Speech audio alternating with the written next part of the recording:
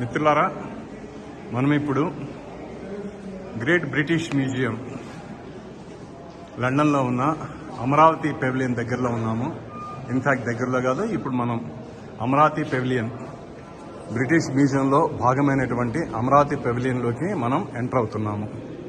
So you can see అత్యద్భుతమైనటువంటి అమరావతి శిల్ప సంపద మీరు చూడొచ్చు.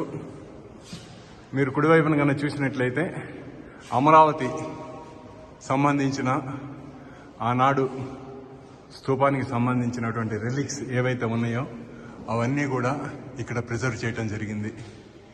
Thanks to the authorities of the British museum. మనం